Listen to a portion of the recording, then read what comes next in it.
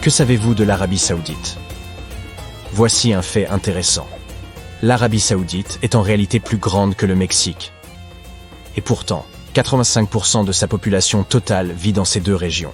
Cela représente environ 20% de la superficie totale du pays. On espère que cela vous a intrigué, car les choses vont devenir encore plus intéressantes. Bien. L'Arabie Saoudite se situe aux confins de l'Asie du Sud-Ouest, sur ce morceau de terre entre l'Afrique et l'Asie que l'on appelle la péninsule arabique. Vous trouverez le pays rapidement sur la carte car c'est le plus grand de la région. À vrai dire, l'Arabie Saoudite est en réalité le 13e plus grand pays au monde en termes de superficie. Elle est à peu près de la même taille que le Groenland. Attendez, quoi? Mais ils n'ont pas du tout l'air de faire la même taille. Eh bien, souvenez-vous que la map monde n'est qu'une projection du globe. L'échelle des projections sur différentes latitudes n'est donc pas la même. Plus près de l'équateur, elle semble plus petite. Plus près des pôles, l'échelle devient plus grande. Ainsi, cette carte plate déforme pas mal de choses, et vous ne devriez donc pas trop vous fier à ce que vous y voyez. Regardons le globe et trouvons ces pays. Voici le Groenland. Et voici l'Arabie Saoudite. Maintenant, ils semblent presque de la même taille. La péninsule arabique est une région désertique, et la majeure partie de cette zone est donc un véritable désert. Et puisque l'Arabie Saoudite occupe la majeure partie de la péninsule, elle compte logiquement beaucoup de régions arides. 95% du territoire national est un désert ou un semi-désert. Rub al-Khali, la plus grande étendue ininterrompue de sable au monde, se trouve dans le pays. Par ininterrompu, on veut dire qu'il n'y a là-bas que des sables éternels. Et il est vraiment immense. Il est plus grand que les Pays-Bas, la Belgique et la France combinées.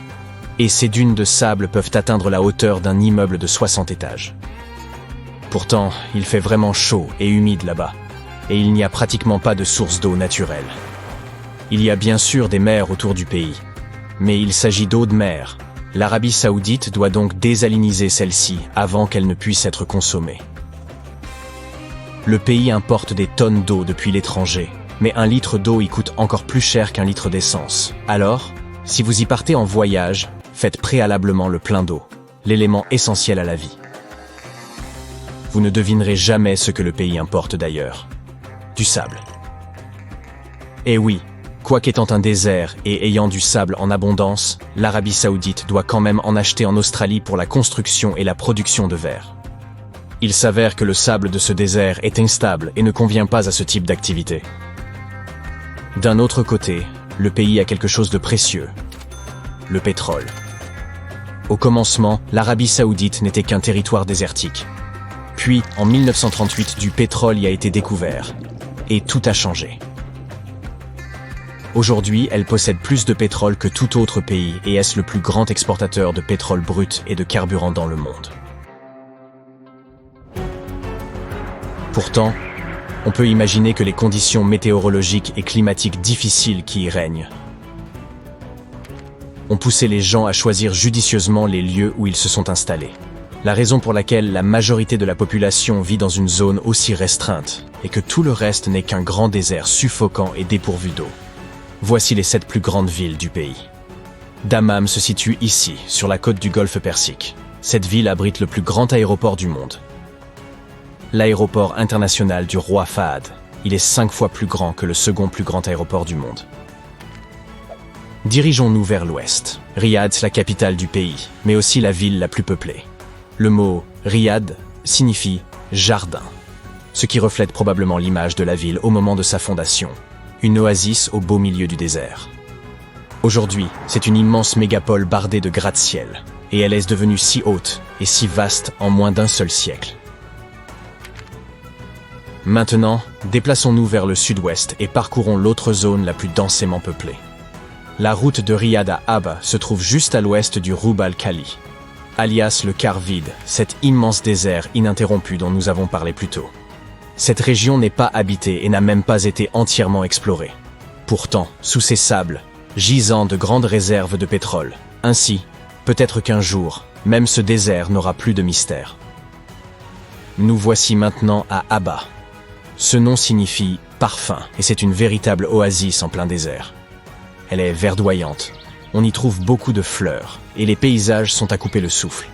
C'est la cité des arts, de la culture et du café. La ville organise chaque année une fête estivale et est réputée pour sa cuisine unique et ses arts folkloriques traditionnels. Danse, peinture, poterie et sculpture sur bois. Si Riyad est tout entière tournée vers les affaires, Aba, quant à elle, est synonyme de culture. Dirigeons-nous maintenant vers le nord, le long du littoral de la mer Rouge. Nous voyons alors 3 villes construites côte à côte. Taïf, La Mecque et Djeddah. Djeddah est la 2e ville la plus peuplée du pays et, si ce n'était déjà fait, elle entrera bientôt dans l'histoire. La tour de Djeddah est actuellement en construction là-bas. Cette tour est censée atteindre une hauteur record de 1000 mètres. Cela fera de la tour le plus haut bâtiment du monde, surpassant le Burj Khalifa. Sa construction a commencé en 2013, puis a été mise en pause pendant 5 ans. Ce n'est qu'en 2023 que la construction a repris. Djeddah possède également la plus haute fontaine du monde, la fontaine du roi Fahd. Elle propulse de l'eau à une hauteur équivalente à celle d'un immeuble de 20 étages. Vous vous souvenez que le pays a des problèmes d'eau douce? Alors, bien sûr, on n'utilise pas ce précieux liquide. À la place, la fontaine puise son eau dans la mer Rouge, ce qui signifie que l'eau qui y est pompée est salée. La Mecque est la ville la plus sainte du pays. Elle abrite la plus grande mosquée du monde et de nombreux autres sites sacrés. Au cours des célébrations religieuses, le nombre de personnes dans la ville fait plus que doubler. La route qui mène de la Mecque à notre prochaine destination, Taïf, est captivante en soi. Elle traverse des chaînes de montagnes et des vallées profondes, des marchés aux fruits et des roseraies. Taïf est une ville montagneuse, généralement enveloppée dans les nuages. Ils donnent à la ville une ombre très recherchée, ainsi qu'une certaine fraîcheur.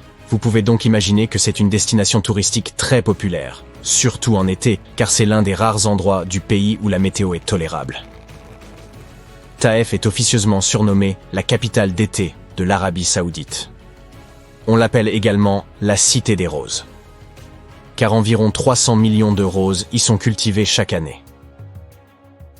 Une fois récoltées, elles sont utilisées pour produire l'huile de rose la plus coûteuse au monde.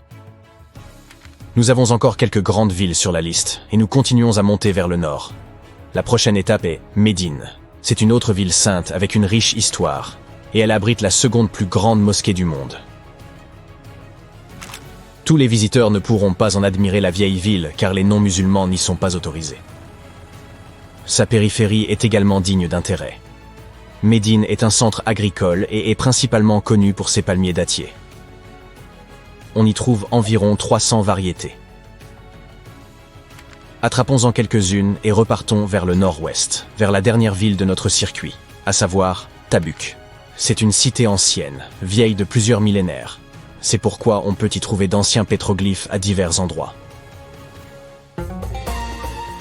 Mais ce n'est pas la seule chose que la ville ait à offrir. En réalité, Tabuk ne manque de rien. Des monuments anciens, de magnifiques paysages rocheux, de belles plages sur la mer Rouge, de nombreux festivals avec une cuisine raffinée, sans oublier la musique traditionnelle saoudienne. Mieux encore, la région est fertile, et elle est idéale à la culture des plantes. À Tabuk, on cultive des agrumes, des dattes et des olives. Juste quelques mots sur ces monuments. On y trouve le site des ruines nabatéennes, classé au patrimoine mondial de l'UNESCO. Et la forteresse de Tabuk est l'un des plus anciens châteaux au monde. Vous pouvez également visiter le désert de Isma. C'est un véritable musée de formations rocheuses rares qui sont apparues naturellement au fil des siècles. Je ne sais pas pour vous, mais visiter l'Arabie Saoudite figure maintenant sur ma liste. Et vous, quel pays aimeriez-vous visiter? Faites-le nous savoir dans les commentaires et n'oubliez pas de vous abonner à la chaîne. La visite est terminée, mais on a encore quelques anecdotes pour vous. L'animal national de l'Arabie Saoudite est le dromadaire. Il s'avère que les dromadaires sont originaires de la péninsule arabique, et il existe des preuves que les dromadaires et les hommes étaient vécus côte à côte pendant des siècles. Les Saoudiens aiment et respectent ces animaux, et sur les petites routes, ils sont encore utilisés comme moyen de transport.